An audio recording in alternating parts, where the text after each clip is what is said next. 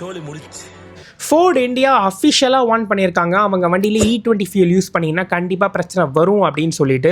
அதை பற்றி தான் இந்த வீடியோவில் இன் டீட்டெயில் பார்க்க போகிறோம். இந்த மாதிரி பல இன்ட்ரெஸ்டிங்கான கார் சமாச்சாரங்களை தெரிஞ்சுக்கிறதுக்கு நம்ம கார் கலாச்சாரத்துக்கு ஒரு ஃபாலோ மட்டும் தட்டிக்கங்க. ஸோ இந்த ப்ராப்ளம் என்ன அப்படின்னு கேட்டிங்கன்னா, ஒரு கஸ்டமர், ஒரு எக்கோஸ்போர்ட் கஸ்டமர் என்ன இயர்னு சொல்லி மென்ஷன் ஆகலை, பட் ஆனால் அந்த மாடலுக்கு E20 ஃபியூல் கம்பேட்டபிளாக இருக்குமான்னு சொல்லி ஃபோர்ட் இந்தியா கிட்டே கேட்டிருக்காங்க.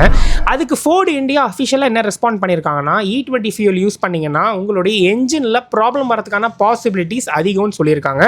அது மட்டும் இல்லாமல் எஃபிஷியன்சி லாஸுமே கூட உங்களுக்கு இருக்குன்னு சொல்லியிருக்காங்க. எஃபிஷியன்சி லாஸ் நம்ம எல்லாருக்கும் தெரிஞ்சது தான், சரி அதை கூட ஓரளவுக்கு அக்செப்ட் பண்ணிக்கலான்னு வைங்க.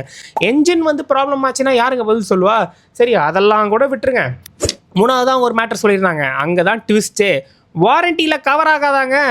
வாரண்டிலேயே கவர் ஆகாத அளவுக்கு ஒரு ஃபியூல் வந்து ப்ரொஹிபிட்டடான ஃபியூலில் இந்தியாவுடைய ஸ்டாண்டர்ட் ஃபியூல் ஆக்குனா நம்ம நிலைமையெல்லாம் என்ன ஆகுறதுன்றதை சொல்லுங்கள். எண்ட் ஆஃப் த டே அந்த என்ஜினில் எதாவது ப்ராப்ளம் வந்தாலும் இல்லை வண்டி எதாவது சீஸ் ஆனாலுமே கூட கடைசியில் கஷ்டப்பட போகிறது யாருன்னு பார்த்தீங்கன்னா அந்த பிராண்ட் ஓனரோ இல்லைன்னா இந்த ஃபியூலை மேண்டேட் பண்ணுறவங்களோ கிடையாதுங்க.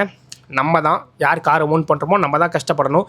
கடைசி வரைக்கும் நான் கேட்குற ஒரே கேள்வி, இதுக்கெல்லாம் யார் அக்கௌண்டபிலிட்டி எடுத்துக்க போகிறா?